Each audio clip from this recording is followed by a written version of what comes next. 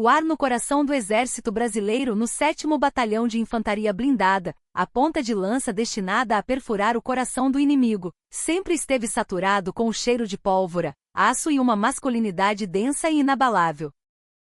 Este lugar, a vanguarda do avanço para o norte, era um santuário da força masculina, uma fortaleza onde a presença feminina era, na melhor das hipóteses, uma anomalia tolerada em funções de apoio, longe da linha de fogo e do comando. Por isso, a notícia de que, pela primeira vez na história, uma mulher assumiria o comando do batalhão caiu como uma pedra gigantesca em um lago de águas paradas. As ondas de choque invisíveis mas poderosas começaram a se espalhar, abalando a estrutura de aço da unidade desde suas fundações. No epicentro desse tremor estava o chefe do Estado-Maior, Coronel Ricardo Almeida. Um soldado de campo até a medula, ele havia subido na hierarquia à custa de suor e sangue, rolando na lama e quebrando ossos nos campos de treinamento mais rigorosos do país. Em sua visão de mundo, o exército era uma colossal máquina de aço, movida pela lógica inflexível da hierarquia e do poder. E para ele, a existência de uma mulher era simplesmente incompatível com as engrenagens dessa máquina, frágil e estranha demais para pertencer. Em sua mente, as mulheres no exército eram uma força auxiliar, destinadas a trabalhos administrativos ou de enfermagem, preenchendo papéis secundários. Essa era a limitação que ele impunha à definição de uma mulher soldado.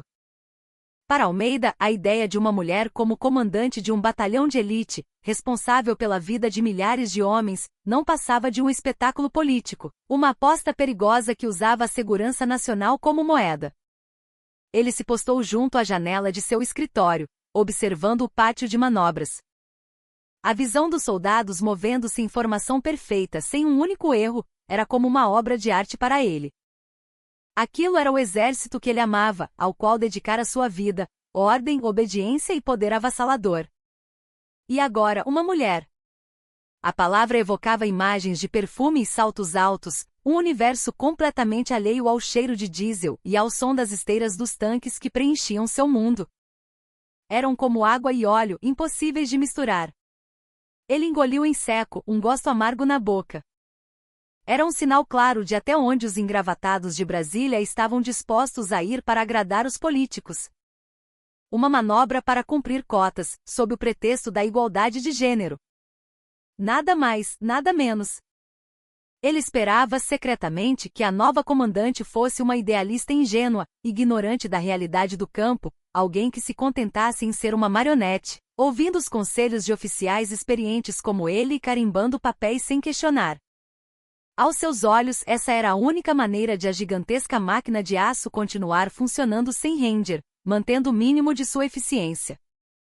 À medida que o dia da posse da nova comandante se aproximava, a atmosfera no quartel-general tornava-se cada vez mais densa e carregada. Almeida foi informado por seu ajudante de ordens que a nova comandante desejava fazer uma visita informal à unidade antes da cerimônia oficial. A mensagem era clara: ela queria ver o dia a dia, o trabalho real, sem a pompa e o protocolo desnecessários. Almeida zombou em silêncio. Típico de mulher, pensou ele. Uma ideia ingênua, como se estivesse visitando um museu, completamente alheia à realidade da vida militar. Ele instruiu friamente seu ajudante a designar apenas o pessoal mínimo para guiá-la, proibindo qualquer excesso de formalidade. Em sua mente, um profundo desprezo e desdém pelo seu superior, a quem ele nem sequer conhecia, já estava firmemente entrincheirado.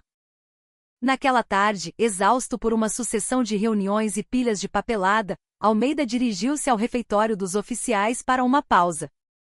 Afundando em um sofá de couro velho e rangente, massageando o pescoço enrijecido, seu olhar pousou em uma mulher desconhecida. Ela vestia roupas civis discretas, uma blusa de linho e calças de sarja, longe da postura rígida e impecável de um soldado. Ele presumiu que fosse uma nova funcionária civil, ou talvez alguém de fora tratando de algum assunto burocrático. Sem se dar ao trabalho de levantar, ele se inclinou no sofá e com um gesto arrogante do queixo chamou-a. Ei, você aí! Vem aqui e me traga um café. Estou exausto. E faça bem forte. Sua voz estava carregada de uma autoridade presunçosa, o tom de quem está acostumado a tratar os outros como subalternos. A mulher se virou para olhá-lo por um momento. Seu olhar não continha surpresa nem aborrecimento. Pelo contrário, sua expressão impassível o deixou ainda mais desconfortável. Como ousa uma subordinada qualquer encará-lo daquela maneira? Uma ruga profunda se formou entre suas sobrancelhas. O que está olhando para daí? Onde pensa que está? Vá logo buscar o café, ouviu bem? Quando ele ergueu a voz, irritado, a mulher caminhou em silêncio em direção à máquina de café. Observando suas costas, Almeida estalou a língua. Mulheres, pensou ele. Mesmo no exército, a natureza delas não muda. Momentos depois, ela se aproximou com um copo de papel cheio de café fumegante. Quando ele estendeu a mão para pegar, um pensamento fugaz lhe ocorreu. As mãos dela eram notavelmente brancas e delicadas. Não pareciam as mãos de um soldado, calejadas por treinamento e trabalho pesado. Naquele instante, um pensamento distorcido e mesquinho escapou sem filtro. Café é sempre melhor quando uma mulher o prepara, não é mesmo? Ele falou alto de propósito, para que os outros oficiais na sala pudessem ouvir sua provocação. E foi nesse exato momento que o desastre aconteceu. Ao pegar o copo, sua mão escorregou e o café quente derramou diretamente sobre as costas da mão da mulher. Um grito curto e agudo escapou dela, enquanto ela puxava a mão rapidamente, mas a pele branca já estava terrivelmente vermelha e latejante. Almeida ficou momentaneamente atordoado, mas seu instinto de autoproteção arrogante superou qualquer impulso de pedir desculpas ou mostrar preocupação. Mas que desastrada! Não consegue nem carregar uma xícara de café direito? Vá buscar outro. E desta vez, preste atenção. Sua atitude hostil e suas palavras cruéis congelaram o ar no refeitório. Os outros oficiais ao redor não sabiam o que fazer, olhando nervosamente de um para o outro, paralisados pela tensão. Foi então que a porta do refeitório se abriu bruscamente. O ajudante de ordens da nova comandante entrou correndo, suando em bicas. Sem nem olhar ao redor, ele correu até a mulher e, em uma postura impecável, bateu continência com uma voz retumbante. Comando. General, com sua licença. Vim para acompanhá-la. General. A palavra explodiu como uma onda de choque, atingindo os tímpanos e a mente de todos na sala. Almeida duvidou do que ouvia. Aquela mulher, a quem ele acabará de insultar e mandar buscar café, era a nova comandante que ele tanto desprezava. O sangue sumiu de seu rosto, deixando-o pálido como um fantasma. O tempo pareceu parar. Todos os sons desapareceram, exceto a batida frenética de seu próprio coração. Ele ergueu lentamente a cabeça, o corpo rígido, e olhou para ela. A mulher, não, a general de brigada Isabela Monteiro, apenas olhou para sua mão avermelhada e inchada com uma calma desconcertante. Então, lentamente, ela levantou a cabeça e o encarou. Seus olhos eram como um lago profundo e gelado. Não havia raiva, ressentimento ou humilhação neles. Apenas uma racionalidade fria e afiada que parecia penetrar em sua alma. Ricardo Almeida ficou petrificado. Sua mente era um turbilhão de milhares de pensamentos, e ele não conseguia dizer uma palavra, não conseguia fazer um único movimento. O orgulho e a carreira que ele construiu ao longo de uma vida como chefe do Estado-Maior do mais condecorado batalhão do Brasil pareciam se despedaçar em um instante, destruídos por sua própria arrogância e preconceito. Aquele primeiro encontro desastroso, forjado por suas crenças distorcidas, era apenas o prelúdio sinistro da tempestade que estava prestes a assolar o 7º Batalhão. Isabela Monteiro passou por ele sem dizer uma palavra e saiu do refeitório. O olhar chocado do ajudante de ordens e os olhares mistos de espanto e pena dos outros oficiais cravaram-se em suas costas como dezenas de adagas. Sozinho no refeitório vazio, Ricardo Almeida foi deixado para carregar o peso esmagador de seu erro irreparável. O dia mais longo e terrível de sua vida militar estava apenas começando. A cerimônia de posse da general Isabela Monteiro foi simples, mas solene. No pátio de manobras do quartel-general, milhares de soldados estavam alinhados em formação impecável, como lâminas de uma faca. Todos os olhos estavam fixos na nova comandante, de pé no palanque. Em meio aos generais corpulentos e de ombros largos, a figura de Isabela parecia pequena, quase frágil. No entanto, no momento em que ela segurou o microfone e começou a falar, todos os preconceitos se despedaçaram. Sua voz, surpreendentemente grave e firme para sua estatura, era poderosa, ecoando até o final do pátio mesmo sem a ajuda do sistema de som. Em seu discurso de posse, ela não falou de ambições grandiosas ou visões etéreas. Não houve floreios retóricos ou promessas vazias que os políticos adoram. Em vez disso, ela apresentou 3 princípios fundamentais que perfuravam a essência do que significa ser um soldado, princípios que todo militar deveria ter gravados no coração, mas que muitos haviam esquecido. Primeiro, a partir deste momento, o 7º Batalhão de Infantaria Blindada será uma unidade que, se lutar, vencerá. A derrota não será tolerada. Até mesmo um empate será considerado uma desonra. Segundo, para alcançar a vitória, nosso treinamento em tempos de paz será mais rigoroso do que a própria batalha. Cada gota de suor derramada no treinamento poupará uma gota de sangue no campo de batalha. Gravemos isso em nossos ossos. Terceiro, qualquer soldado que não esteja disposto a arriscar a vida para cumprir estes 2 princípios deve tirar seu uniforme e deixar o exército agora. Este não é um refúgio para os fracos. Suas palavras eram como lâminas afiadas. Curtas e concisas, mas o peso e a determinação contidos nelas pressionavam o peito dos soldados com mais força do que qualquer discurso longo e floreado. Quando o discurso terminou, um silêncio pesado pairou sobre o pátio. Os soldados, subjugados pela mensagem poderosa de sua nova comandante, prendiam a respiração.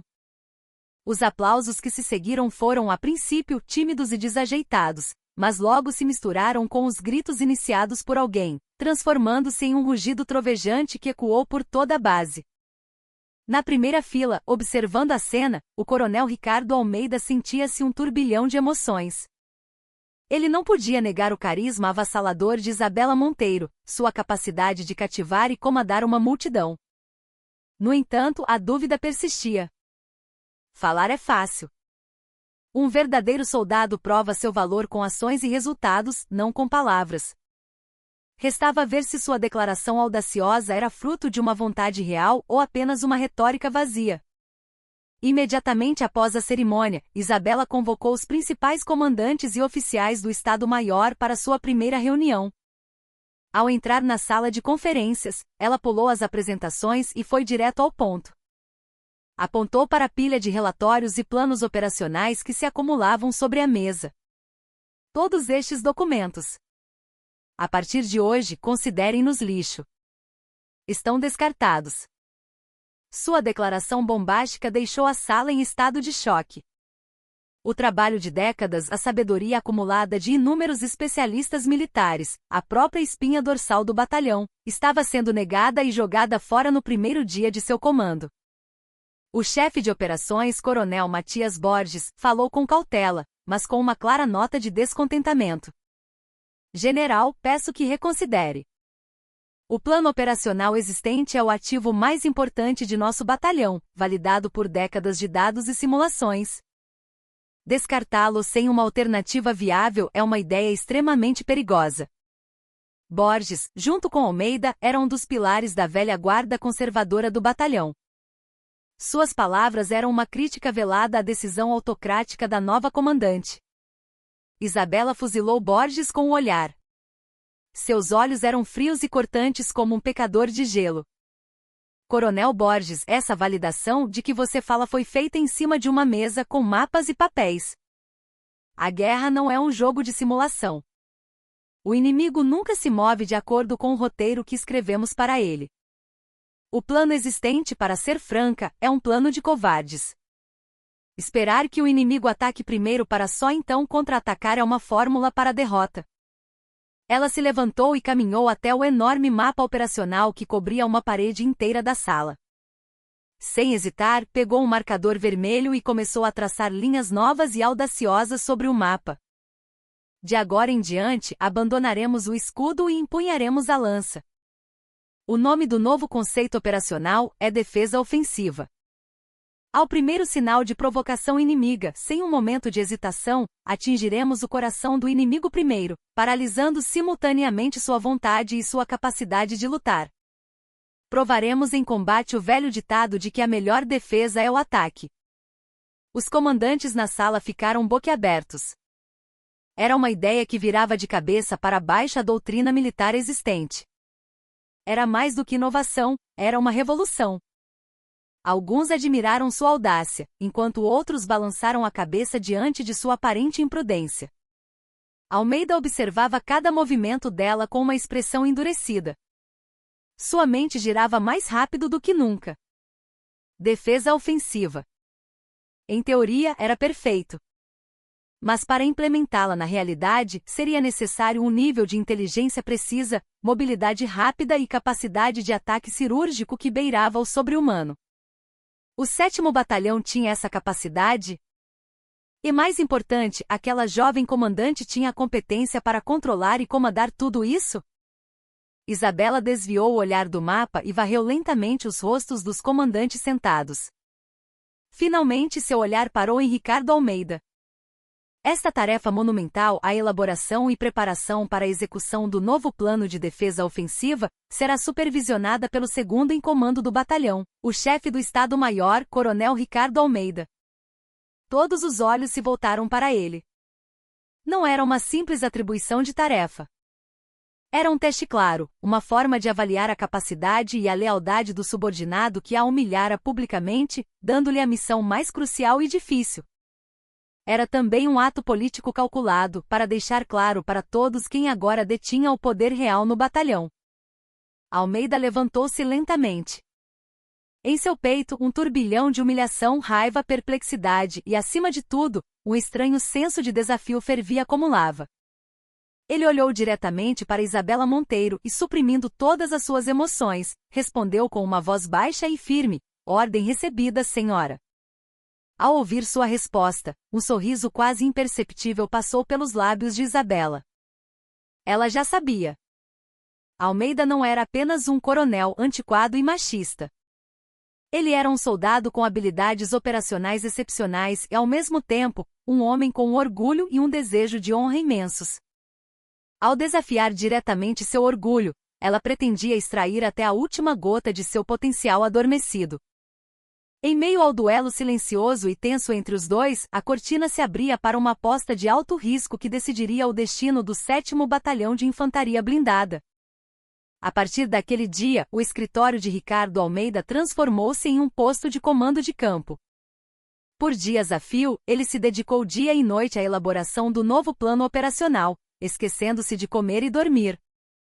Tirava cochilos em um catre, e suas refeições consistiam em rações de combate. Sua mesa e as paredes da sala de reuniões estavam completamente cobertas com mapas, dados e relatórios de análise de todos os tipos.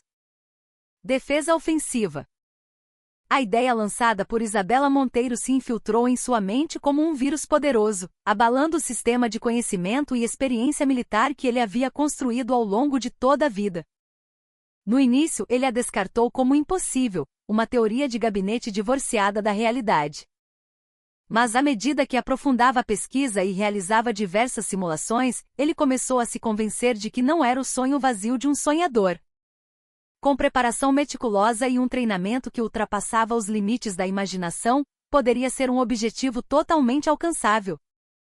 Ele começou a analisar do zero todos os recursos e ativos das unidades subordinadas ao batalhão, como se os estivesse vendo pela primeira vez. Desde o estado de prontidão de cada tanque na brigada blindada até o alcance e o estoque de munição da artilharia, a capacidade e as rotas de transporte da unidade de suprimentos e até mesmo os dados de capacidade de combate de cada soldado individualmente, tudo foi reexaminado com a precisão de um microscópio. O processo lhe causou um sofrimento mental e físico extremo. Quebrar o molde ao qual ele estava acostumado por décadas e construir um tabuleiro de jogo completamente novo foi uma tarefa mais difícil do que ele imaginava. Especialmente para um soldado conservador como Almeida, que valorizava a experiência e a tradição acima de tudo, era como negar seu próprio passado e criar um novo eu. Mas ele não desistiu. A teimosia feroz de não querer ser rotulado como um coronel incompetente pela jovem comandante, seu orgulho ferido e a pura curiosidade intelectual de um estrategista militar explorando um território desconhecido o impulsionaram para a frente. O primeiro a perceber e o mais incomodado com essa mudança foi seu antigo colega e outro pilar da velha guarda do batalhão, o chefe de logística, Coronel Guedes. Guedes entrava e saía do escritório de Almeida como se fosse sua casa, expressando abertamente sua insatisfação. Ricardo, você perdeu o juízo? Por que está se rebaixando a esse ponto por causa de uma palavra daquela comandante novata e sem experiência? Defesa ofensiva? Parece bonito no papel, mas você realmente acha que isso se aplica à nossa realidade? Aquela mulher pensa que a guerra é um jogo de computador. A realidade não é algo que se resolve apertando um botão, meu amigo. Almeida desviou o olhar da pilha de documentos por um momento e olhou para Guedes com os olhos cansados. Guedes, nós somos soldados. Goste ou não, nosso destino é obedecer às ordens superiores. E não é apenas por causa da ordem da comandante. Depois de passar noites em claro revisando isso, percebi que não é uma fantasia. Se nos prepararmos minuciosamente, é uma operação inovadora com uma chance real de sucesso. Guedes soltou uma risada incrédula. Chance de sucesso? Você enlouqueceu de vez. Já esqueceu como ela te tratou? Ela te humilhou na frente de todos nós, e agora você decidiu se tornar o cachorrinho leal dela? Onde foi parar o seu orgulho? A provocação explícita de Guedes fez o rosto de Almeida endurecer. Cuidado com as palavras, Guedes. Isso não é uma questão de sentimentos pessoais. É um assunto de extrema importância, que envolve a vida de milhares de subordinados e a segurança do Brasil. Uma corrente de ar fria e cortante, que nunca existira antes, fluiu entre os dois homens. Guedes, percebendo que era impossível persuadir Almeida, levantou-se bruscamente e foi procurar o chefe de operações, Coronel Matias Borges. Os dois, sentindo uma grave crise na mudança inesperada de Almeida, começaram a tramar uma conspiração para sabotar as reformas de Isabela. Seu plano era diabólico e fatal. Eles pretendiam sabotar deliberadamente o exercício de grande escala em nível de batalhão que Isabela estava preparando ambiciosamente para provar sua liderança, infligindo assim um dano irreparável à sua autoridade e isolando-a completamente dentro do batalhão. E a chave do plano era a logística, especificamente o combustível, a força vital de um batalhão mecanizado. Eles planejavam interromper o fornecimento de combustível no momento mais crítico do exercício, disfarçando a sabotagem como uma série de acidentes, para imobilizar toda a unidade. Como chefe de logística e chefe de operações, Guedes e Borges sabiam melhor do que ninguém que a vitória na guerra dependia não apenas do poder de fogo e da estratégia, mas também do suprimento. Alheio à conspiração sombria que se desenrolava secretamente, Almeida concentrava toda a sua energia em completar o novo plano operacional. Após dias de luta, ele finalmente concluiu um rascunho do novo plano chamado Operação Lança de Aço e o apresentou a Isabela Monteiro. Isabela revisou seu relatório meticulosamente, sem pular uma única página. Suas perguntas afiadas se seguiram, e Almeida explicou e defendeu seu plano sem hesitação. Quando a apresentação terminou, uma expressão de satisfação apareceu no rosto de Isabela pela primeira vez. Excelente, coronel. Mais do que eu esperava. Agora é hora de provar que este plano que você criou não é apenas um desenho no papel. Em breve realizaremos um exercício em grande escala para verificar este plano lança de aço. A supervisão geral do exercício ficará a cargo do chefe do Estado-Maior, o coronel Almeida, que elaborou o plano. Mais uma vez, uma pesada responsabilidade foi colocada sobre seus ombros. Mas desta vez, o que ele sentiu não foi humilhação ou fardo. Pelo contrário, algo quente surgia dentro de seu peito. Era o desejo puro e intenso de um soldado de comandar pessoalmente o novo plano operacional, criado com seu próprio sangue e suor, e torná-lo um sucesso. Ele se virou para Isabela e bateu a continência mais forte e disciplinada de sua vida militar. Cumprirei a missão com o meu melhor, senhora. A gigantesca máquina de aço que era o 7º Batalhão de Infantaria Blindada estava agora diante de um novo teste. A liderança inovadora de Isabela e a capacidade operacional meticulosa de Almeida levariam o batalhão à vitória?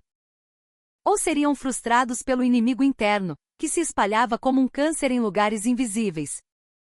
Uma tempestade de proporções imprevisíveis estava lentamente revelando sua forma. O prelúdio da Operação Lança de Aço havia começado. Antes do amanhecer, na escuridão da madrugada, um sinalizador que anunciava o início do exercício cortou o céu noturno em vermelho, e o adormecido 7º Batalhão despertou como uma colossal fera de aço. O exercício começou com o pior cenário possível, uma força inimiga simulada, o Exército Vermelho rompendo subitamente as linhas de defesa do batalhão. No comando-geral do exercício, o coronel Ricardo Almeida não tirava os olhos do gigantesco painel de situação de batalha na sala de controle do quartel-general. Dezenas de telas exibiam em tempo real todas as informações do campo de batalha, a localização de cada unidade, o status dos combates, a situação logística. Sob seu comando calmo e preciso, as principais forças do batalhão, as unidades blindadas e de artilharia, moviam-se em perfeita sincronia, como um único organismo. Os tanques, com seus motores rugindo, estabeleceram rapidamente posições defensivas, enquanto os obuseiros autopropulsados M109A5 despejavam fogo preciso sobre o Exército Vermelho a dezenas de quilômetros de distância. A fase inicial do exercício parecia transcorrer sem falhas, exatamente como Almeida havia planejado em suas noites insones. Uma atmosfera de otimismo começou a se espalhar pela sala de controle. O próprio Almeida sentia uma satisfação e confiança crescentes ao ver seu plano se concretizar perfeitamente. Mas o Deus da guerra nunca permite o otimismo por muito tempo. Quando o exercício passou da metade e entrou em sua fase mais crucial, uma rachadura apareceu onde menos se esperava. A primeira companhia blindada, encarregada de uma missão-chave para atrair a força principal inimiga para uma armadilha e aniquilá-la, parou de avançar abruptamente. O coração de Almeida gelou ao ver o ícone da primeira companhia parado no painel. Ele imediatamente tentou contato direto com o comandante da companhia pela rede de comunicação segura. Águia 1, aqui é o comando. Informe a situação. Por que parou de avançar e permanece na posição atual? Responda imediatamente. A voz do comandante do outro lado do rádio estava trêmula de pânico e urgência. Comando, aqui é Águia 1. Coronel, sinto muito. Tenho um relatório a fazer. A maioria dos tanques e veículos blindados da companhia está com o combustível no fim. Até os tanques de reserva estão vazios. Nesta condição, não podemos nos mover nem mais um metro. Um choque paralisante atingiu Almeida, sua mente ficou em branco. Falta de combustível? Isso era impossível, algo que nunca deveria acontecer.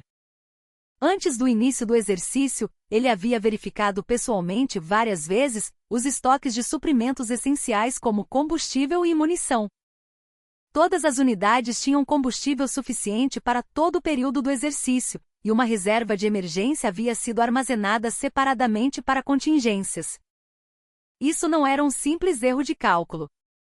Instintivamente, ele sentiu o cheiro de uma grande conspiração.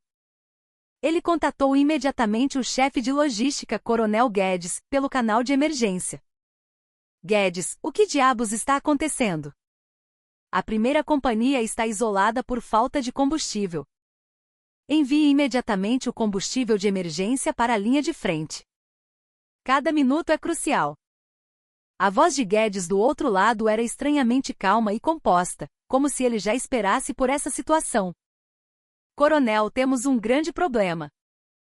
Sinto muito mesmo. Acabei de receber um relatório de que vários caminhões-tanque da unidade de suprimentos que transportavam o combustível de emergência se envolveram em um acidente em série em uma estrada na montanha. A estrada está completamente bloqueada, tornando o reabastecimento quase impossível no momento. Levará um tempo considerável para limpar o local do acidente e encontrar uma rota alternativa. Naquele momento, todas as peças do quebra-cabeça se encaixaram na mente de Almeida. Não foi um acidente. Foi um ato deliberado de sabotagem, planejado meticulosamente para atrapalhar o exercício. Uma traição. Guedes e Borges, após falharem em cooptá-lo, haviam recorrido a essa trama desprezível e hedionda para arrastá-lo, junto com a General Monteiro, para o abismo. Uma fúria avassaladora, como sangue fervendo em suas veias, o consumiu. Mas não era hora de tremer de raiva. A primeira companhia estava completamente isolada no fundo do território inimigo, sem combustível. Se as coisas continuassem assim, seriam aniquilados pelo ataque concentrado do Exército Vermelho. Embora fosse um exercício, o orgulho e a honra do batalhão estavam em jogo como se fosse uma batalha real. A atmosfera otimista na sala de controle evaporou em um instante, substituída por um desespero gélido. Os outros oficiais do Estado-Maior não sabiam o que fazer, apenas olhavam para Almeida, esperando uma ordem. O fracasso do exercício parecia uma conclusão inevitável. Foi então que a porta firmemente fechada da sala de controle se abriu silenciosamente, e a general Isabela Monteiro entrou. Ela estava em uniforme de combate, totalmente equipada. Sem qualquer sinal de pânico ou agitação, ela falou com uma voz fria e calma como gelo. Coronel, relate a situação até agora sem omitir nada. Com um sentimento de vergonha e desolação, mas sem esquecer seu dever como soldado, Almeida relatou com precisão a situação desesperadora. Enquanto ouvia seu relatório, o rosto de Isabela não mostrou nenhuma mudança de expressão. Quando ele terminou, ela fechou os olhos por um momento, como se estivesse pensando profundamente em algo. Então ela os abriu e deu uma ordem tão inimaginável que todos na sala duvidaram de seus próprios ouvidos. A primeira companhia deve estabelecer imediatamente uma posição de defesa circular em sua localização atual e usar toda a munição restante para atrair e conter o inimigo o máximo possível. E a terceira companhia, a partir deste momento, deve abandonar a rota de operação planejada, desviar em velocidade máxima e atacar o flanco do inimigo. O chefe de operações, Coronel Borges, deu um passo à frente, chocado. General, absolutamente não. A terceira companhia também ficará sem combustível em breve. Realizar uma manobra de desvio agora é o mesmo que enviar as tropas para a morte.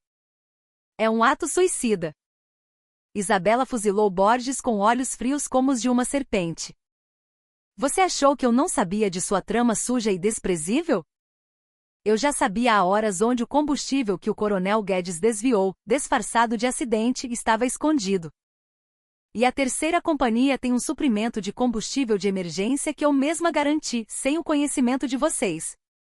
Use esse combustível imediatamente e cumpra minha ordem. Esta é uma ordem da comandante do batalhão. Cada uma de suas palavras soou como um trovão. Os rostos de Borges e Guedes ficaram brancos como papel sem uma gota de sangue. Tudo estava na palma da mão dela. Ela havia previsto a conspiração deles desde o início. Não, ela foi um passo além, usando o plano deles para armar uma armadilha ainda maior. A isolada primeira companhia não era um símbolo de derrota, mas a isca mais poderosa para atrair o inimigo. E a verdadeira jogada vencedora era o combustível de emergência escondido e a manobra de flanco relâmpago da terceira companhia. Seguindo a ordem cortante de Isabela, a terceira companhia, abastecida secretamente com o combustível de emergência, começou a se mover a uma velocidade vertiginosa. Enquanto isso, o Exército Vermelho, acreditando que a primeira companhia estava prestes a ser aniquilada, concentrou todas as suas forças em um ataque maciço, confiante na vitória. Foi então que do flanco completamente inesperado do Exército Vermelho, centenas de tanques e veículos blindados surgiram como uma tempestade de aço, levantando nuvens de poeira. A cadeia de comando do Exército Vermelho entrou em colapso instantâneo com um ataque surpresa, e a maré da batalha virou de forma completa e decisiva.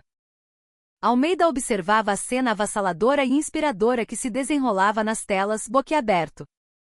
Foi uma vitória perfeita, digna de um livro didático, criada pela decisão audaciosa de Isabela e seu planejamento meticuloso que antecipava os movimentos do inimigo. Ele sentiu um arrepio percorrer seu corpo. Aquela era a imagem de um verdadeiro comandante. Pela primeira vez, ele sentiu uma admiração sincera e profunda por Isabela Monteiro. O exercício terminou com a vitória esmagadora do 7º Batalhão. Mas a verdadeira guerra estava apenas começando. Após o fim do exercício Lança de Aço com a vitória esmagadora do 7º Batalhão, uma tensão pesada, como a calmaria antes de uma tempestade, pairou sobre o quartel-general. Não havia clima de celebração. Em seu lugar, um ar gélido de expurgo começava a se formar. Isabela convocou todos os principais comandantes e oficiais do Estado-Maior para a grande sala de reuniões, sob o pretexto de uma análise pós-ação. Normalmente seria uma oportunidade para analisar os resultados do exercício e discutir os pontos a serem melhorados, mas a reunião daquele dia era, na verdade, um tribunal militar. Todas as janelas da sala de reuniões estavam cobertas e o ar pesado e estagnado tornava a respiração difícil. Isabela presidiu a reunião com uma expressão fria. Assim que o briefing formal sobre o andamento do exercício terminou, ela foi direto ao ponto, como se estivesse esperando por aquele momento. Através deste exercício ganhamos muito. Mas também confirmamos o fato doloroso de que dentro de nosso batalhão, existem elementos cancerosos que colocam seu próprio bem-estar acima da pátria. Sua voz fria ecoou pela sala, e os rostos de Borges e Guedes endureceram visivelmente. Isabela, como um juiz proferindo uma sentença de morte, olhou alternadamente para os dois homens enquanto continuava. Chefe de logística, Coronel Guedes. Chefe de operações, Coronel Matias Borges. Os dois, deem um passo à frente. A contragosto, os dois se levantaram e caminharam até a frente do palanque. Eles tentaram parecer calmos, mas não conseguiram esconder o tremor sutil em seus dedos. Isabela os encarou por um momento e depois fez um sinal para seu ajudante de ordens. O ajudante começou a exibir arquivos preparados na grande tela da sala. A primeira coisa que apareceu na tela foi um arquivo de áudio chocante do Coronel Guedes ligando para o comandante da unidade de suprimento de combustível e instruindo-o a causar o acidente deliberadamente. Diante da prova irrefutável, o rosto de Guedes ficou lívido. Em seguida foi exibido um vídeo de vigilância mostrando o Coronel Borges contatando secretamente o comandante do Exército Vermelho e vazando parte do plano de exercícios. Ele havia exposto intencionalmente as fraquezas de seu próprio lado para fazer o exercício fracassar. Isso ia além da sabotagem, era um ato claro de traição. As evidências apresentadas por Isabela não pararam por aí. Mensagens de texto trocadas entre os dois, registros de fluxo de dinheiro em contas secretas e até confissões de subordinados que participaram de sua conspiração apareceram na tela, uma após a outra, provando sua culpa. Todos os comandantes na sala foram tomados por choque e fúria. Eles ficaram sem palavras ao ver a face feia de seus colegas, que haviam manchado a honra do exército que eles consideravam sagrada. Quando a apresentação das provas terminou, Isabela se levantou e se aproximou dos dois homens. Seus olhos estavam cheios de um desprezo frio que transcendia a raiva. Estes são inimigos internos, mais perigosos que o inimigo externo. São traidores imperdoáveis que colocaram em risco a vida de milhares de subordinados e ameaçaram a segurança nacional por causa de seus interesses mesquinhos e preconceitos distorcidos. Como comandante, declaro aqui que vou puni-los severamente com a pena máxima de acordo com a lei militar. Além disso, todos aqueles que participaram direta ou indiretamente de sua conspiração, ou que sabiam dela e a ignoraram, serão caçados sem exceção e pagarão o preço correspondente. Ninguém na sala ousou abrir a boca após sua declaração firme. Ela usou este incidente para cortar de uma vez por todas a teia de práticas antigas e corrupção que estava profundamente enraizada no batalhão. Ao mesmo tempo, ela gravou em toda a unidade sua vontade inabalável de não tolerar ninguém que desafiasse sua autoridade. Este incidente se tornou um ponto de virada para o renascimento do 7º Batalhão. Comandantes incompetentes e corruptos foram destituídos, e seus lugares foram preenchidos por oficiais jovens e capazes, cuja competência e lealdade foram reconhecidas. O batalhão finalmente começou a se transformar na mais forte unidade de combate do Brasil, com uma cadeia de comando poderosa e unificada sob a liderança de Isabela. Ricardo Almeida também observou todo esse processo em silêncio e aprendeu muito. Ele ficou profundamente impressionado com a verdadeira liderança que Isabela demonstrou, impiedosamente dura com seus inimigos, mas assumindo total responsabilidade por seus subordinados até o fim.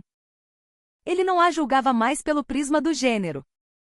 Arrependendo-se sinceramente de seu passado, ele decidiu se tornar seu assessor mais confiável e um forte apoiador. O muro de desconfiança e conflito entre os dois desmoronou completamente, substituído por uma profunda confiança e respeito de soldado para soldado. No entanto, uma montanha ainda maior e mais perigosa os aguardava.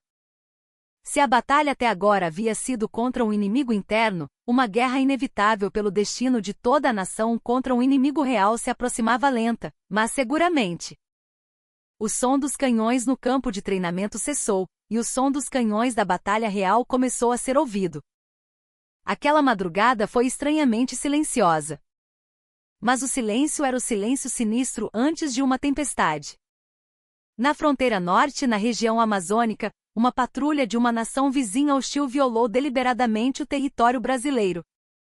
Apesar dos tiros de advertência de uma patrulha do exército brasileiro que foi imediatamente despachada, a patrulha inimiga se recusou a recuar, e um confronto curto, mas intenso, eclodiu. Eventualmente a patrulha inimiga, com danos visíveis, recuou para seu território, e a situação pareceu se acalmar.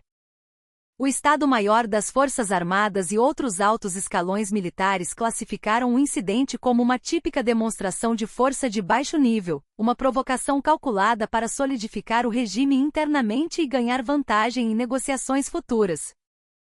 Consequentemente, a resposta se concentrou em evitar a escalada e gerenciar a situação de forma estável.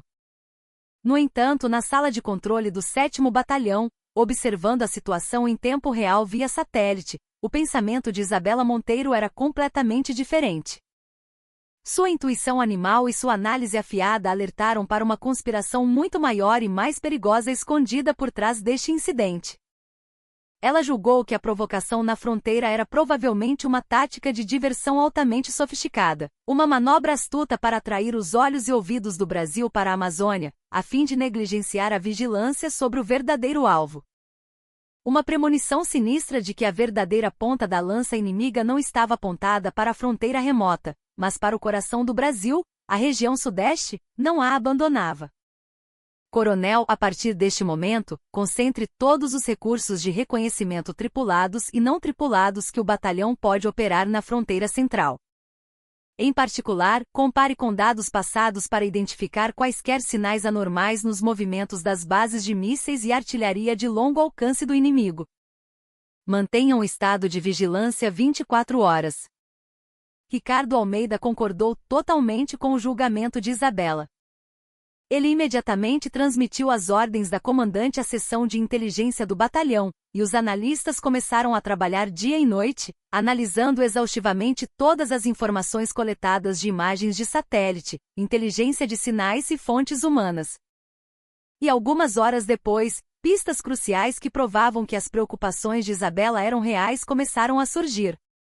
O volume de comunicação interna das unidades de linha de frente inimigas havia aumentado anormalmente, e algumas unidades de artilharia de longo alcance foram flagradas por satélites movendo-se de seus bunkers para novas posições de campo sob o manto da noite. Os movimentos das unidades que operavam os novos lançadores de foguetes de 300 mm e mísseis balísticos táticos, que tinham o Sudeste em seu alcance, eram particularmente incomuns e ameaçadores. Isabela juntou todas as peças de informação espalhadas e finalmente completou o terrível cenário do inimigo. O inimigo, após concentrar a atenção do mundo na provocação na fronteira, pretendia lançar um ataque surpresa massivo de artilharia com milhares de foguetes e mísseis de sua fronteira central em um momento que ninguém esperava. Seu alvo primário não eram instalações militares. Eram as principais cidades da região sudeste, densamente povoadas por civis. Sua intenção desumana e cruel era causar baixas em massa por meio de um ataque indiscriminado, mergulhando toda a sociedade brasileira em caos e medo extremos e, assim, alcançar seus objetivos políticos e militares de uma só vez. Ela imediatamente relatou suas conclusões ao comando do Estado-Maior e defendeu veementemente a necessidade de um ataque preventivo para atingir os pontos de origem da provocação do inimigo antes que eles pudessem atacar. No entanto, a reação do Estado-Maior foi muito mais fria e hesitante do que ela esperava. General Monteiro, você não está se precipitando? Sua análise é, no máximo, uma possibilidade. É impensável atacarmos primeiro quando o inimigo ainda não atacou. Corremos o risco de sermos condenados internacionalmente por iniciar uma guerra. Por enquanto, mantenha o estado de alerta e observe a situação com mais cautela. A voz do chefe do Estado-Maior do outro lado da linha estava impregnada de uma burocracia que buscava evitar responsabilidades, em vez de reconhecer a gravidade da situação. Eles estavam hesitando, incapazes de tomar uma decisão, mesmo diante dos sinais claros de uma ameaça iminente. Isabela sentiu um profundo desespero.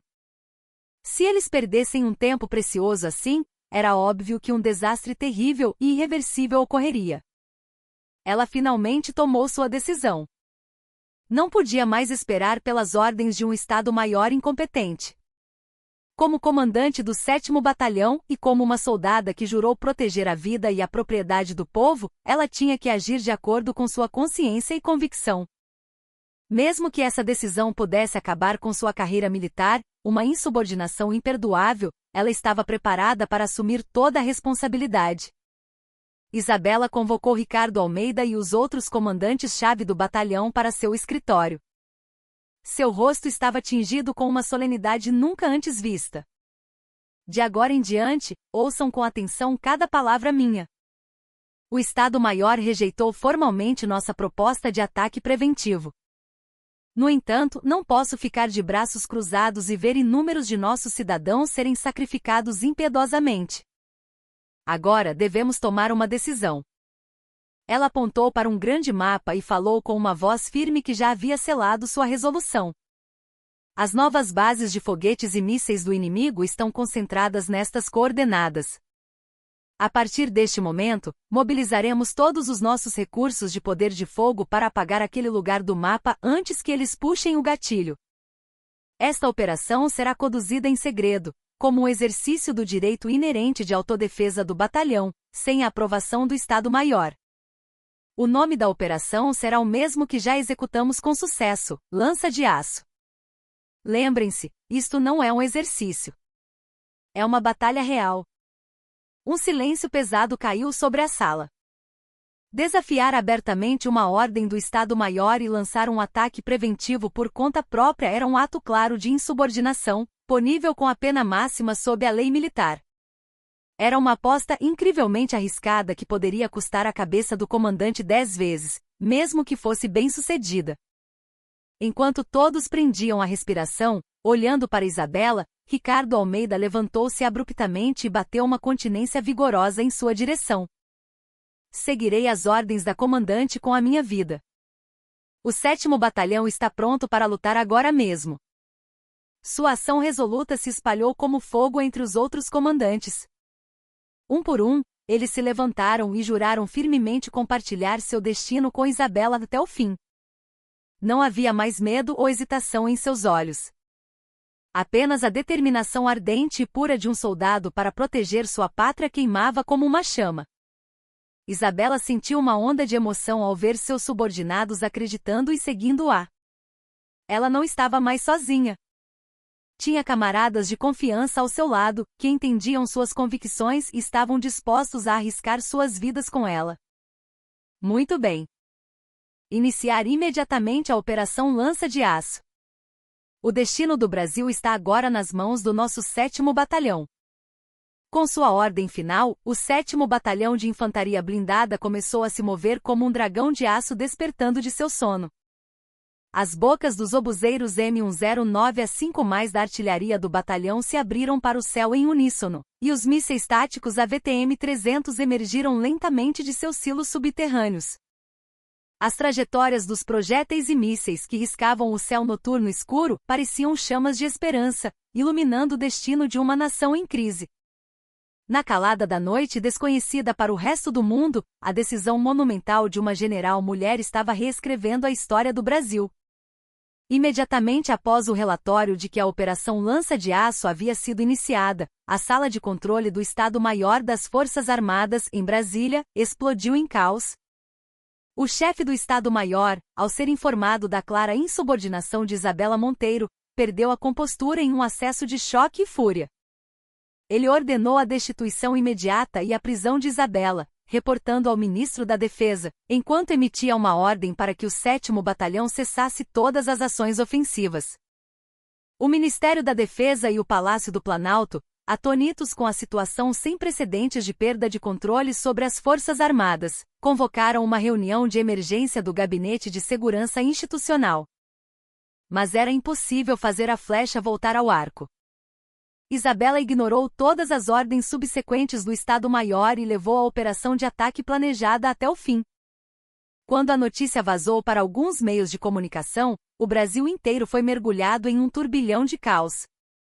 Especulações e boatos infundados se espalharam, e parte da imprensa retratou Isabela como uma belicista perigosa, cega pela ambição pessoal, tentando iniciar uma guerra.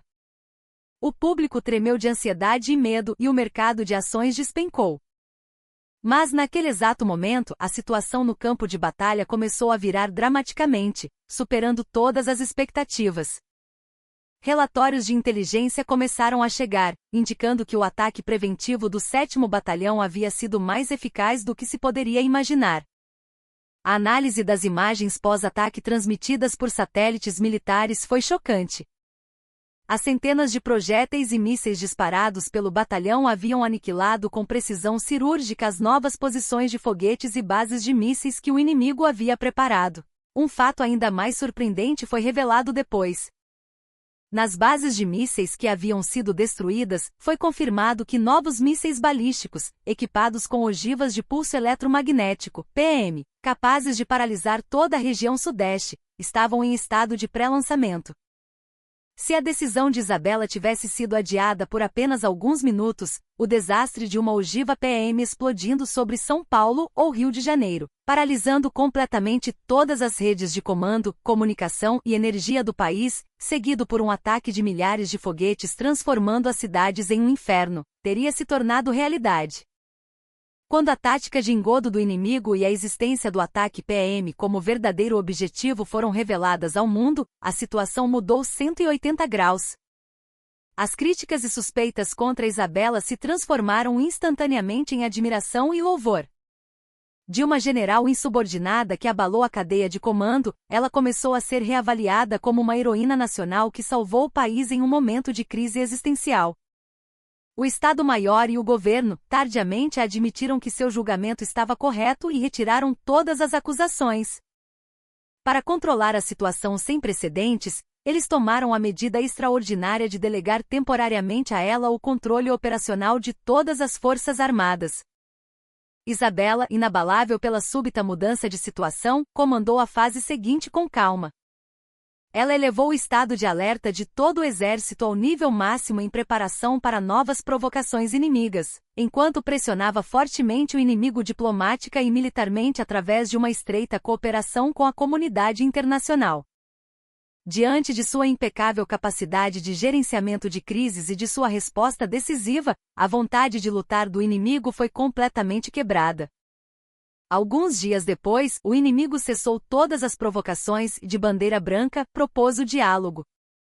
A crise de guerra que pairava sobre a nação finalmente se dissipou. Após a resolução de todos os eventos, Ricardo Almeida teve uma conversa particular com Isabela na sala de comando do batalhão. Ele expressou seu profundo respeito, vindo do fundo de seu coração, e prestou-lhe continência. General, a senhora é verdadeiramente admirável. Se não fosse por sua decisão monumental, o Brasil poderia ter desaparecido do mapa. A senhora salvou este país.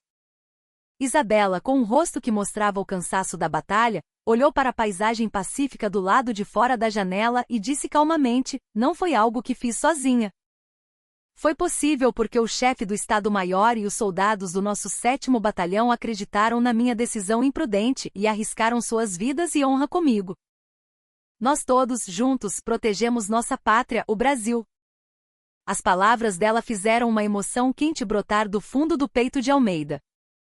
Ele não a via mais com olhos preconceituosos.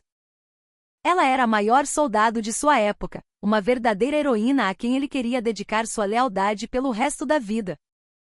Pouco tempo depois, o governo, em reconhecimento por sua liderança bem-sucedida na crise, promoveu Isabela a general de exército e a nomeou chefe do Estado-Maior Conjunto das Forças Armadas, a posição mais alta nas Forças Armadas brasileiras. Foi uma nomeação sem precedentes na história militar, mas ninguém ousou questioná-la. Ela era mais do que qualificada para o cargo.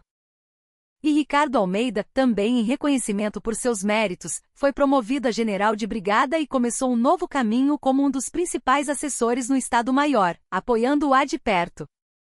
Sua escolha íntegra de manter a fé e ficar ao lado dela, apesar das tentativas de cooptação e da imensa pressão da velha guarda, acabou por levá-lo a um caminho militar mais honroso e glorioso. O 7º Batalhão de Infantaria Blindada se despediu de sua grande comandante, Isabela Monteiro, mas o espírito de inovação, desafio e coragem que ela deixou para trás fincou raízes profundas em toda a unidade. Sob a nova liderança, incluindo o general de brigada Ricardo Almeida, o batalhão consolidou ainda mais sua posição como a unidade mais forte do Brasil. A saga da primeira mulher-chefe do Estado-Maior Conjunto, que quebrou o espesso muro de preconceito e discriminação de gênero apenas com sua capacidade e salvou a nação de uma crise existencial, tornou-se uma lenda imortal na história militar do Brasil. E assim o 7º Batalhão, escrevendo uma nova história, avançava vigorosamente em direção ao futuro. Embora a era de Isabela Monteiro, agora no auge das Forças Armadas Brasileiras, tivesse começado, o caminho à frente ainda era espinhoso. A cultura rígida da organização militar, que havia se inchado como um dinossauro por décadas, e a resistência das forças de interesse estabelecidas, que haviam construído fortalezas impenetráveis dentro dela, eram muito mais profundas e obstinadas do que ela imaginava. Ela impulsionou uma agenda de reformas em larga escala, inovar corajosamente a estrutura organizacional ineficiente, modernizar o sistema de armamento obsoleto, um resquício da Guerra Fria com tecnologia de ponta adequada à era da Quarta Revolução Industrial e, acima de tudo, melhorar drasticamente os direitos humanos e o bem-estar dos soldados. No entanto, suas reformas ambiciosas repetidamente esbarravam em um muro invisível e eram frustradas. A oposição era particularmente feroz por parte da Marinha e da Aeronáutica, que nutriam um profundo descontentamento com o domínio tradicional do Exército sobre as Forças Armadas, e dos generais da reserva conservadores, que preferiam a estabilidade à mudança. Eles fingiam concordar e aplaudir as reformas de Isabela em público, mas nos bastidores, usavam todos os meios para sabotá-las. Utilizavam seus contatos no Congresso e na mídia para exagerar os problemas e os efeitos colaterais das reformas, transformando questões de segurança em debates ideológicos e políticos para enfraquecer deliberadamente o ímpeto reformista. Isabela se viu em uma situação de isolamento, como se estivesse lutando uma batalha solitária dentro de um castelo cercado de inimigos. Foi então que, ao seu lado vacilante, o general de brigada Ricardo Almeida permaneceu silencioso, mas firme. Como chefe de operações conjuntas, ele dedicou todas as suas energias para fornecer o suporte prático necessário para que a visão abstrata de reforma de Isabela produzisse resultados concretos no campo. Às vezes ele agia como um trator, ignorando a oposição com uma força motriz poderosa, outras vezes como um negociador experiente. Ele mediava e persuadia delicadamente os interesses conflitantes de cada força. A casca de arrogância e preconceito que antes o cegava havia desaparecido. Através do espelho que era Isabela, ele havia percebido dolorosamente qual era o verdadeiro caminho de um soldado e agora se tornará seu companheiro mais leal e a vanguarda da reforma. Apesar de seus esforços desesperados, o caminho da reforma ainda era longo e árduo. Então, um dia, uma nova crise surgiu de um lugar totalmente inesperado. Uma disputa de soberania marítima com uma superpotência vizinha sobre o desenvolvimento de recursos em águas profundas, que o Brasil considerava seu futuro motor de crescimento, escalou de forma incontrolável. A nação adversária, usando sua força naval esmagadora, ameaçou abertamente as embarcações de exploração brasileiras e enviou seus mais modernos destroyers e até mesmo um grupo de batalha de porta-aviões para a zona de disputa, criando uma tensão militar explosiva. O governo, determinado a evitar um conflito militar total a todo custo, priorizou uma solução diplomática e restringiu ao máximo o envolvimento militar. No entanto, a pressão militar do adversário aumentava dia a dia, e a situação se deteriorava a ponto de o Brasil correr o risco de perder sua preciosa soberania marítima e seus futuros interesses nacionais. Isabela estava novamente em uma encruzilhada fatídica.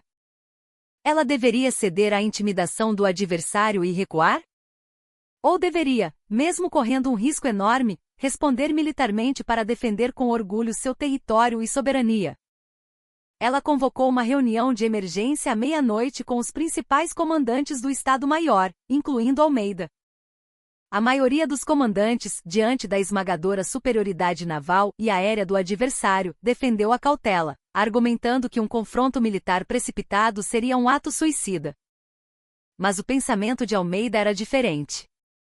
Senhora-chefe, se mostrarmos qualquer sinal de recuo aqui, eles nos verão como fracos e continuarão a violar nossos interesses nacionais no futuro.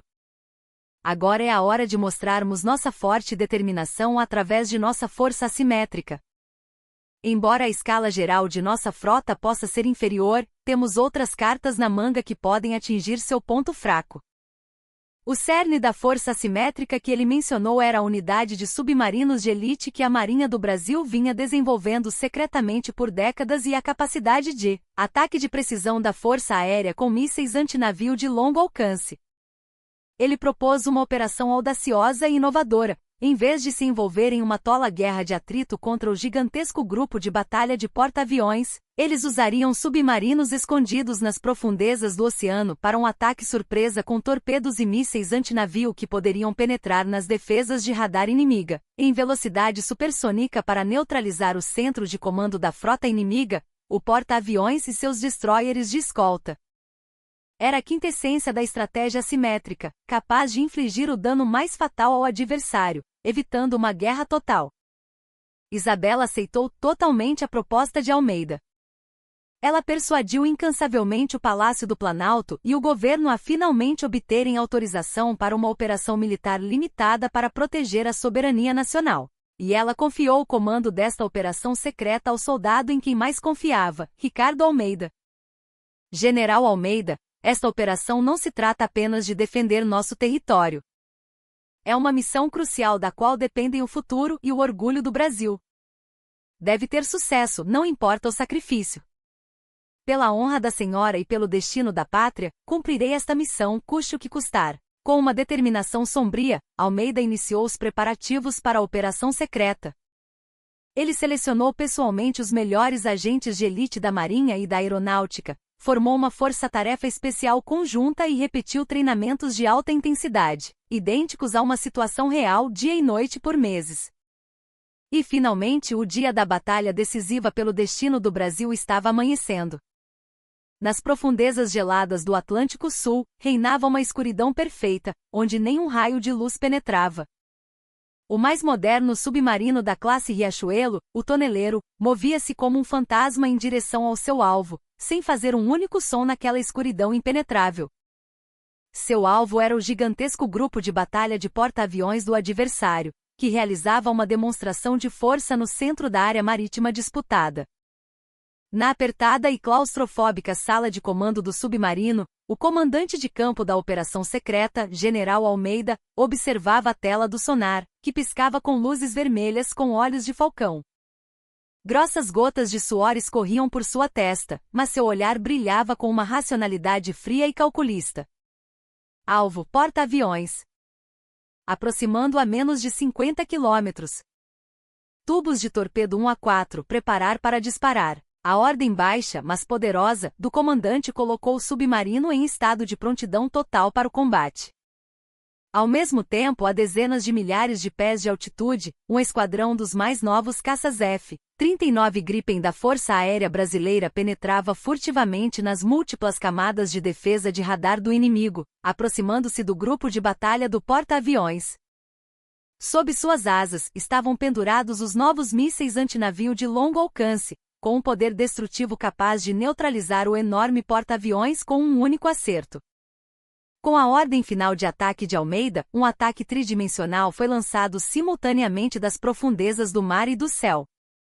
Vários torpedos pesados disparados dos tubos do toneleiro deixaram um rastro de espuma branca enquanto avançavam em direção ao porta-aviões a uma velocidade próxima do som. Quase simultaneamente, os caças furtivos dispararam seus mísseis mortais que rasgaram o céu com chamas. O grupo de batalha de porta-aviões adversário, que se orgulhava de ser o mais forte do mundo, foi instantaneamente mergulhado em um caos extremo pelo ataque surpresa, vindo de direções inesperadas e de forma simultânea. Seu sistema de defesa, que eles alardeavam como impenetrável, foi inutilmente perfurado pelos dispositivos de contramedidas eletrônicas desenvolvidos pelo Brasil, e os mísseis e torpedos vindos do céu e do mar atingiram com precisão a linha d'água e o convés de voo do porta-aviões. Com uma explosão gigantesca, o porta-aviões foi engolido por chamas vermelhas, e a coluna de fumaça preta que subia ao céu parecia um sinal anunciando a queda de um império. A operação foi um sucesso absoluto. A força-tarefa conjunta liderada por Almeida conseguiu neutralizar completamente o ativo estratégico central do adversário, o grupo de batalha de porta-aviões, sem uma única baixa ou perda de equipamento. A notícia causou um choque e um impacto enormes em todo o mundo. Ninguém esperava que a tecnologia científico-militar e a capacidade de combate assimétrico do Brasil fossem tão poderosas. O adversário sofreu perdas militares e econômicas massivas e irreparáveis e foi forçado a retirar todas as suas frotas da área marítima em disputa. A soberania marítima do Brasil foi firmemente defendida, e o prestígio militar e diplomático do Brasil na comunidade internacional foi elevado a um nível incomparável. Almeida retornou como um general vitorioso, em meio aos aplausos entusiasmados do povo. Com o sucesso desta operação, ele se tornou um herói de guerra de fato, e a liderança de Isabela, que o havia escolhido, ganhou um apoio popular absoluto e um impulso ainda mais forte e irrefriável. Os dois, que começaram com uma relação terrivelmente hostil no passado, tornaram-se agora os melhores parceiros estratégicos, responsáveis por liderar juntos o destino da pátria. No entanto, por trás da sombra da grande glória, outra ameaça sombria brotava silenciosamente. Desta vez, a ameaça não vinha de um inimigo externo, mas de dentro. Certas forças corruptas, que haviam perdido enormes interesses e foram marginalizadas durante o processo de reforma militar de Isabela, estavam conspirando com figuras obscuras da política para eliminá-la, tecendo uma conspiração vasta e meticulosa.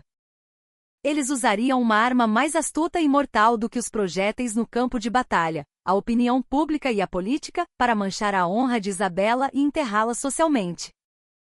O ataque desprezível de inimigos invisíveis estava lentamente fechando sua rede para prender os dois heróis recém-coroados. Isabela e Almeida agora teriam que entrar no meio de um novo tipo de guerra, uma luta política cheia de intrigas e conspirações. A teia de conspiração contra Isabela era muito mais densa e extensa do que ela imaginava.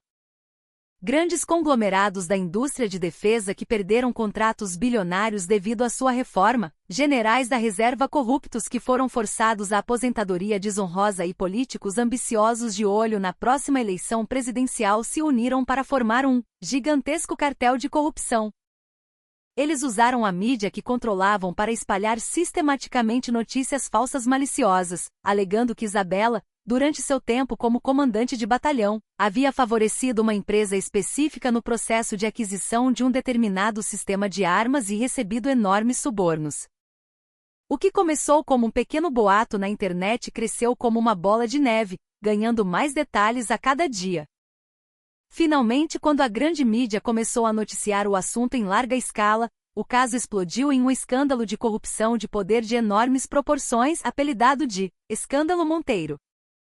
A opinião pública se deteriorou incontrolavelmente. As mesmas pessoas que a aclamavam como heroína nacional no dia anterior agora a condenavam como uma militar corrupta que usava o exército para enriquecimento pessoal. Sob a pressão da oposição, uma comissão parlamentar de inquérito foi formada, e o Ministério Público, pressionado pelo poder político, montou uma força-tarefa especial para iniciar uma investigação em larga escala sobre as pessoas próximas a Isabela e suas atividades. Apesar de ocupar a mais alta posição nas Forças Armadas, Isabela foi reduzida da noite para o dia a uma suspeita de crime hediondo, enfrentando a humilhação de ser exposta diante das câmeras da imprensa em frente à promotoria. Ela realizou uma coletiva de imprensa e, com lágrimas nos olhos, clamou por sua inocência, mas a opinião pública, que já lhe virara as costas, não acreditou nela. Presa na armadilha de mentiras tão elaborada pela conspiração, ela estava indefesa. O presidente, incapaz de suportar a pressão política, acabou suspendendo-a de todas as suas funções, e ela teve que iniciar uma solitária batalha legal sem a ajuda de ninguém. Ricardo Almeida observava toda essa situação devastadora com um sentimento de raiva e impotência que lhe corroía os ossos. Ele conhecia a integridade e a inocência de Isabela melhor do que ninguém. Mas uma intervenção precipitada de sua parte só lhe causaria mais mal. Os conspiradores certamente o implicariam como cúmplice na corrupção de Isabela para eliminar os dois de uma só vez. Ele teve que suprimir suas emoções ardentes e agir com frieza e racionalidade. Publicamente, ele manteve um silêncio absoluto. Secretamente, ele contatou alguns dos agentes de elite mais confiáveis de sua antiga unidade de inteligência. Com eles, ele iniciou uma operação clandestina para desvendar a verdade por trás da gigantesca conspiração. A investigação foi tudo menos fácil. O adversário era um cartel entrincheirado nos mais altos escalões do poder estatal. Eles usaram seu imenso poder e recursos financeiros para esconder e fabricar todas as evidências perfeitamente. Mas Almeida não desistiu. Ele mobilizou todos os seus contatos e recursos de inteligência, analisando vastas quantidades de dados dia e noite e, às vezes, arriscando a própria vida para se encontrar secretamente com informantes. Finalmente ele começou a ver uma luz fraca no fim do longo e escuro túnel. Através de uma perseguição implacável, ele rastreou o fluxo de dinheiro sujo do cartel para contas fantasmas e conseguiu identificar a localização de suas reuniões secretas onde todas as conspirações eram planejadas. Agora tudo o que restava era invadir a cena do crime, garantir todas as provas e expor sua face horrenda ao mundo. Mas isso era uma aposta perigosa que arriscaria não apenas sua honra como soldado, mas também sua vida. O adversário já tinha o judiciário e a mídia sob seu controle. Por meios legais e legítimos, ele nunca poderia vencê-los. Almeida finalmente decidiu cruzar a última linha que não deveria ser cruzada como soldado e como ser humano. Era um caminho solitário e perigoso, que destruiria a lei e a ordem, mas que visava proteger uma justiça maior. Ele convocou secretamente veteranos de suas antigas unidades de forças especiais. Eram todos camaradas que haviam enfrentado a morte com ele em operações passadas e jurado lealdade e confiança absolutas. Diante deles, Almeida revelou sua resolução sombria, apostando tudo o que tinha. A partir de agora, iniciaremos uma operação secreta para julgar os verdadeiros inimigos que corroem nossa pátria, mas que são protegidos em nome da lei. Esta operação é nossa própria guerra, fora da cadeia de comando oficial do Estado. Mesmo que tenhamos sucesso, não receberemos honra nem recompensa, e se falharmos, seremos registrados na história como traidores que tentaram uma rebelião. Mas não posso mais ficar de braços cruzados vendo a justiça ser brutalmente pisoteada pelo poder da injustiça. Aqueles que estão dispostos a arriscar suas vidas comigo neste caminho perigoso, deem um passo à frente. Assim que ele terminou de falar, todos os agentes presentes deram um passo à frente sem um pingo de hesitação. Em seus olhos ardentes, não havia medo nem dúvida. Eles estavam prontos para apostar o resto de suas vidas e sua honra para mergulhar na escuridão ao lado do comandante que mais respeitavam. E assim a operação não oficial mais secreta e perigosa da história moderna do Brasil silenciosamente ergueu sua cortina. Naquela noite, uma escuridão profunda desceu sobre um condomínio de luxo nos arredores de Brasília. Figuras vestidas de preto, como predadores silenciosos, moviam-se através da escuridão. Eram Almeida e seus leais homens. Seu alvo era uma suntuosa mansão no coração do condomínio, onde os principais líderes do cartel de corrupção celebravam sua vitória em uma festa secreta. Ali, em meio a uma celebração sórdida, eles discutiam os planos finais para enterrar socialmente Isabela e reverter todas as reformas que ela havia iniciado. A equipe de Almeida, usando equipamentos de última geração, desativou rapidamente o complexo sistema de segurança da mansão, neutralizou silenciosamente os seguranças particulares que guardavam o perímetro e invadiu o local. A festa glamourosa se transformou instantaneamente em um pandemônio com a súbita invasão de homens não identificados. O som de música e risadas foi substituído por gritos e pânico. Os chefes do cartel, em pânico, tentaram fugir em todas as direções, mas todas as rotas de fuga já haviam sido perfeitamente bloqueadas pelos homens de Almeida. Almeida caminhou com confiança para o centro do caos, revelando sua identidade. Em suas mãos ele segurava um disco rígido externo contendo registros detalhados de toda a corrupção e atividades criminosas deles. A festa nojenta e desprezível de vocês acabou. Agora é hora de pagar por todos os seus pecados. Ali mesmo, ele transmitiu em tempo real todos os dados das evidências que havia obtido para dezenas de meios de comunicação, organizações da sociedade civil e órgãos judiciais independentes. Na manhã seguinte, o Brasil foi novamente abalado por um choque monumental. A verdade de que o escândalo Monteiro era uma conspiração gigantesca fabricada do início ao fim, e a face feia e inimaginável do cartel de corrupção que estava corroendo a nação por trás dos panos foram expostas ao mundo. As velas de cidadãos enfurecidos encheram as ruas, e a opinião pública mudou 180 graus. As pessoas expressaram sua extrema raiva contra as forças de interesse que tentaram esconder e manipular a verdade. O cartel de corrupção desmoronou como um castelo de areia diante da onda avassaladora da opinião pública. Todos os envolvidos no caso foram levados à justiça, e Isabela finalmente foi absolvida de todas as acusações e teve sua honra completamente restaurada. Com o apoio entusiástico do povo, ela retornou ao seu posto de chefe do Estado-Maior e impulsionou a reforma militar interrompida com mais força e determinação do que antes. No entanto, Ricardo Almeida e seus homens que tornaram tudo isso possível, não foram vistos em lugar nenhum. Embora suas ações tenham sido em prol de uma justiça maior, eles não podiam escapar da responsabilidade de terem violado claramente a lei e a ordem do Estado e usado força privada. Eles assumiram toda a responsabilidade, silenciosamente tiraram seus uniformes e desapareceram nos bastidores da história. Embora seus nomes e rostos nunca tenham sido registrados em uma única linha da história oficial, seu nobre sacrifício e coragem, que arriscaram tudo pela pátria, seriam lembrados para sempre como uma chama ardente nos corações de algumas pessoas que conheciam a verdade. Alguns anos depois, Isabela completou com sucesso todas as reformas militares que havia prometido e se aposentou honrosamente em meio aos aplausos do povo. Após sua aposentadoria, ela deixou os holofotes para trás e começou uma vida como uma cidadã comum em uma pacata cidade do interior.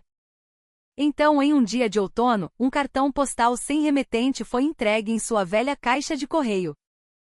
Na frente do cartão estava desenhado o imponente brasão do 7º Batalhão, onde ela serviu como comandante pela primeira vez. No verso, uma única frase curta estava escrita com uma caligrafia firme: "A pátria jamais esquecerá sua dedicação." Lendo o cartão postal, Isabela sorriu um sorriso genuíno e caloroso pela primeira vez em muito tempo. Ela não precisava perguntar para saber de quem era.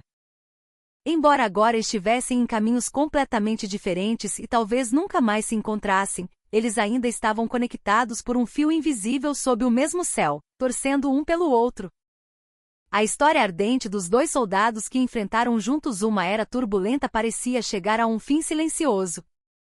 Mas o espírito de coragem e dedicação que eles deixaram para trás viveria para sempre com o nome do Brasil, liderando uma nova era.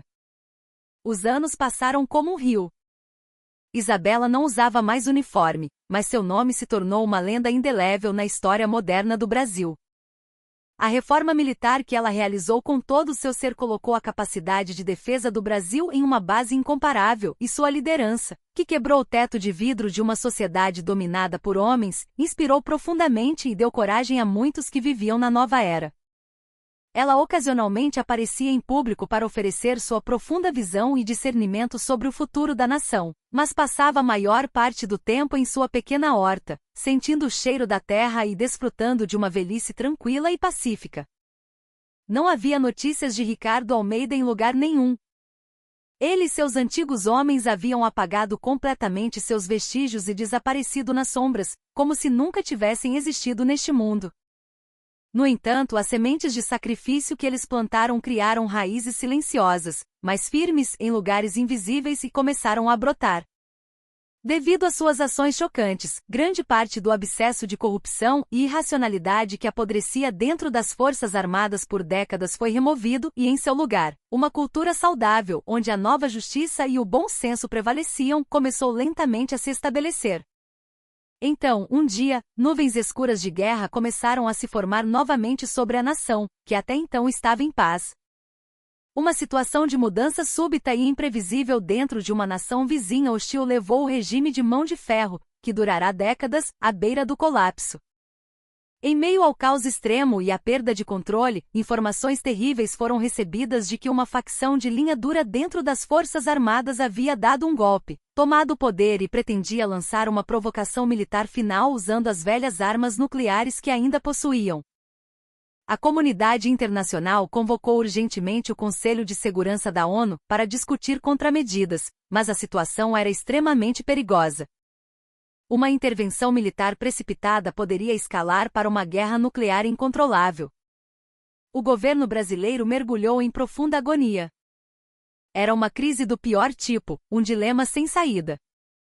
Eles não podiam simplesmente observar a situação se deteriorar e ver mísseis nucleares voando em direção às suas cidades, nem podiam tomar uma ação militar precipitada e mergulhar todo o continente na devastação de uma guerra nuclear. Foi então que o presidente responsável pelo destino da nação ignorou todos os procedimentos oficiais e visitou secretamente a casa de campo onde Isabela vivia. General, ou melhor, Senhora Monteiro. Sei que este é um pedido descarado e vergonhoso. Mas a única pessoa no Brasil que pode resolver esta crise nacional existencial é a senhora. Por favor, ouça o apelo deste velho e nos ajude mais uma vez, pelo bem do país. Diante do apelo sincero do presidente, Isabela mergulhou em profunda reflexão por um longo tempo.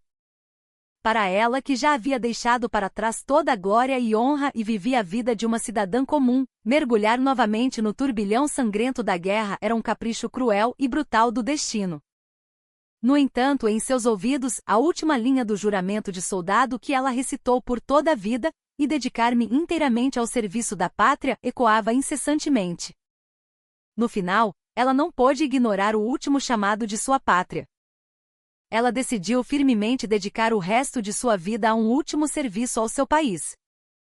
Ela impôs uma condição ao presidente, que todo o poder de comando, desde o planejamento até a execução desta operação, lhe fosse delegado, e que todos os recursos e pessoal necessários para a operação fossem fornecidos sem qualquer restrição. E então ela mencionou o nome de outro homem que todos haviam esquecido, pela primeira vez em muito tempo. Para que esta operação quase impossível seja bem-sucedida, há uma pessoa que é absolutamente necessária. Encontrem o general Ricardo Almeida, mesmo que tenham que revirar o país inteiro. Sem ele, esta operação não pode nem começar. Todas as agências de inteligência e o comando militar do governo foram mobilizados para uma operação secreta para encontrar o paradeiro de Ricardo Almeida. Mas ele já havia apagado sua existência de todos os registros oficiais deste mundo e desaparecido nas profundezas. Ninguém que conhecia seu passado conhecia seu presente. Encontrar seu rastro era como procurar um grão de areia específico em um vasto deserto. O tempo passou impiedosamente e a situação do outro lado da fronteira piorava a cada hora. O relógio do juízo final nuclear estava a apenas alguns minutos da meia-noite. Justo quando todos estavam prestes a abandonar a esperança, uma mensagem misteriosa, sem remetente, chegou ao e-mail criptografado pessoal de Isabela. O e-mail não continha texto cifrado ou explicações, apenas um conjunto de coordenadas, uma data e uma hora. Isabela soube instintivamente que era um sinal secreto enviado a ela por Ricardo Almeida. Na hora marcada no local combinado, ela dirigiu sozinha, sem que ninguém soubesse. O local era um cais abandonado e desolado na costa, que havia sido fechado há décadas e estava completamente deserto. Quando ela chegou ao local combinado e saiu do carro, no final do cais envolto em uma densa névoa marítima, um homem de meia-idade emergiu lentamente da escuridão e caminhou em sua direção. Seu rosto estava marcado por rugas profundas, como se tivesse sido esculpido pelas tempestades da vida, mas seus olhos de falcão, que pareciam perfurar a alma do interlocutor, eram os mesmos de sempre. Era Ricardo Almeida. Os dois ficaram a dezenas de metros de distância, olhando um para o outro em silêncio por um longo tempo. Em seu silêncio, inúmeras palavras que não puderam ser compartilhadas ao longo das últimas décadas fluíram como ondas: ressentimento e saudade, respeito e compaixão, e uma profunda camaradagem que não podia ser expressa em palavras. Foi Isabela quem quebrou o longo silêncio primeiro. Então você está vivo. Muito obrigada. Ricardo Almeida respondeu com um sorriso fraco, marcado pelo tempo. Se a senhora chama, até um morto sairia do caixão para atender. Como poderia um general aposentado ficar escondido olhando para o céu quando a pátria está em tanto perigo? Eles não precisavam de mais explicações ou palavras longas. Apenas com o olhar, eles podiam ler a mente e a determinação um do outro. Eles estavam prontos para, mais uma vez, dedicar o resto de suas vidas e suas próprias vidas à pátria juntos. Isabela explicou a Almeida o esboço geral da operação secreta. O objetivo final era se infiltrar secretamente no coração do território inimigo, apreender as armas nucleares, eliminar a liderança do golpe militar que estava prestes a dar seu último suspiro desesperado e garantir e neutralizar com segurança todas as armas nucleares sob seu controle. Seria a operação especial de elite mais perigosa e audaciosa da história da guerra. Depois de ouvir o plano de operação de Isabela, que transcendia a imaginação, Almeida usou sua própria rede de contatos secretos para reunir seus antigos homens, que haviam arriscado tudo com ele no passado. Eles, que viviam com nomes e vidas diferentes nas sombras do Brasil, reuniram-se novamente sem hesitação ao último chamado de seu mais respeitado comandante. Embora não vestissem mais seus velhos uniformes, a alma de aço de um soldado que protege a pátria ainda queimava intensamente em seus corações. E assim, as maiores lendas da história moderna do Brasil se uniram novamente diante do último chamado da pátria. A estratégia perfeita de Isabela, que beirava a divindade, e a capacidade de combate quase sobre-humana de Almeida e seus homens, que superava os limites humanos. Esta grande operação, que poderia ser a última deles, estava prestes a erguer silenciosamente sua cortina. Desta vez, sobre seus ombros, não estava apenas o destino do Brasil, mas a paz e o futuro de toda a humanidade. Na noite da operação, perfurando a escuridão densa como piche, uma aeronave de infiltração especial com tecnologia stealth de ponta cruzou silenciosamente a fronteira e voou para o espaço aéreo inimigo. Ricardo Almeida e seus homens de elite, evitando as densas redes de radar de defesa aérea do inimigo como fantasmas, alcançaram o espaço aéreo acima do ponto-alvo e, sem um momento de hesitação, saltaram um a um na escuridão insondável. Em suas mochilas não estavam apenas armas e equipamentos de última geração, mas também o destino de milhões de compatriotas e o futuro da humanidade. Enquanto isso, em um bunker subterrâneo secreto no sul, na sala de controle da operação chamada Código 1, Isabela observava em tempo real toda a situação no campo, transmitida pelas câmeras acopladas aos capacetes dos agentes, e comandava toda a operação. Em sua mente, todas as respostas possíveis do inimigo e as centenas de milhares de variáveis correspondentes já haviam sido perfeitamente calculadas, e as contramedidas para cada uma delas estavam prontas. Seu julgamento frio como gelo e preciso e a execução de campo ardente e audaciosa de Almeida se harmonizaram perfeitamente, e a operação prosseguiu sem um único erro, conforme o planejado.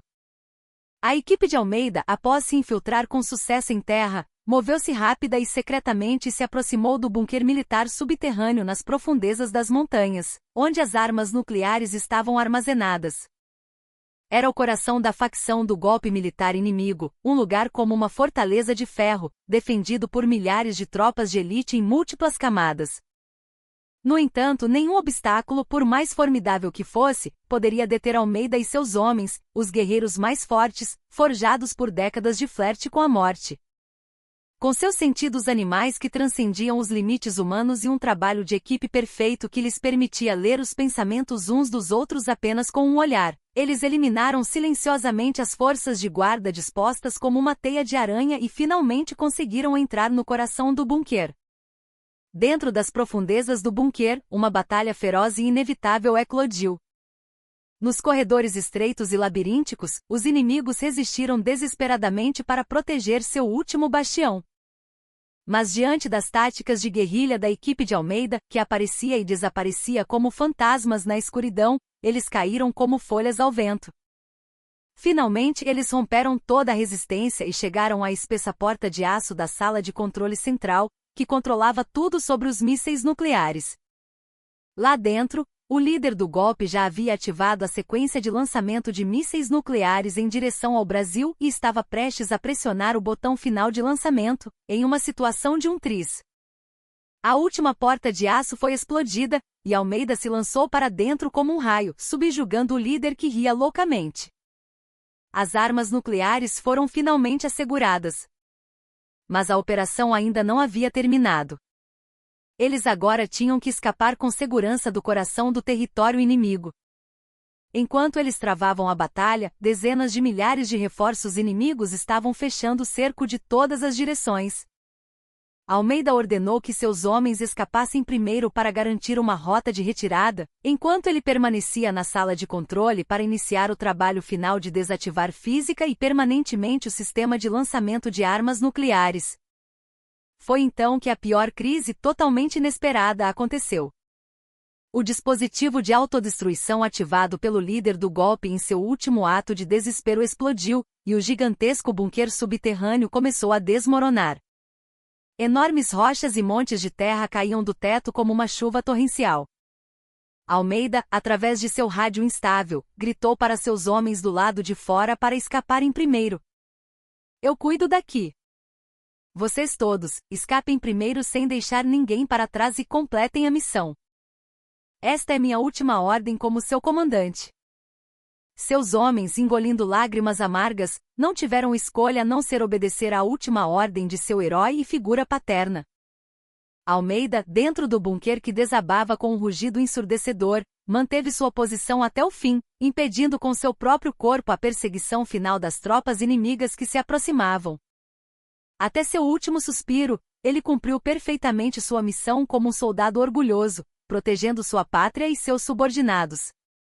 Graças ao nobre sacrifício de Ricardo Almeida, o resto dos homens conseguiu escapar com segurança do cerco inimigo e trazer o dispositivo de controle de armas nucleares que haviam garantido de volta ao Brasil. A nação foi salva da pior crise de guerra nuclear da história da humanidade, e o mundo mais uma vez encontrou a paz. Com a notícia do sucesso da operação, toda a nação saiu às ruas para comemorar, mas Isabela, sozinha na sala de controle, chorou silenciosamente. Ela havia enviado seu companheiro mais confiável, um verdadeiro herói de sua época que havia sacrificado sua vida como uma chama pela pátria, para a morte com suas próprias mãos. O governo reconheceu oficialmente os méritos de Ricardo Almeida e de todos os membros da equipe que participaram da operação, concedendo-lhes póstumamente a mais alta honraria da nação, a Ordem Nacional do Cruzeiro do Sul, e decidiu gravar seus nomes no panteão da pátria e da liberdade para que a história os lembrasse para sempre. Embora Ricardo Almeida não tenha retornado à sua pátria, seu sacrifício nobre e grandioso não foi em vão. Alimentados por seu sacrifício, o Brasil e a nação vizinha finalmente puseram fim a décadas de antagonismo e conflito e deram o primeiro grande passo em direção à paz e à estabilidade continental. Alguns anos depois, no coração de Brasília, um grande Parque da Paz foi criado. E no topo da colina mais alta do parque, o memorial de mármore branco foi erguido em homenagem aos inúmeros heróis que desapareceram sem nome nem glória pela paz da pátria. No memorial, em vez de uma explicação complexa, uma única frase estava profundamente gravada, em memória de todos que se queimaram voluntariamente pela luz na escuridão. Isabela, agora uma avó de cabelos brancos, ocasionalmente visitava o local e colocava silenciosamente uma única flor de crisântemo que ela mesma cultivara diante do memorial vazio.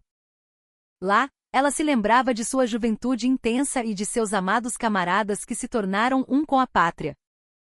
Embora o tempo tivesse passado e tudo tivesse mudado e desaparecido, os corações ardentes e o nobre espírito de soldado daqueles que dedicaram tudo à pátria viveriam para sempre sob o céu de uma nação pacífica.